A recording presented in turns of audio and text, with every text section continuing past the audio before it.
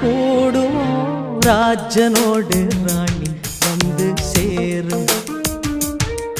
இந்த ராஜயோகம் காலம் தோறும் வாழும். இது மன்மத சாம்ராஜ்யம், புது மங்கள சௌபாகியம். ஒருபோதும் குறையாது, தினம் கூடும் கூடும் ஆனந்தம். ராஜனோடு ராணி வந்து சேரும். இந்த ராஜயோகம்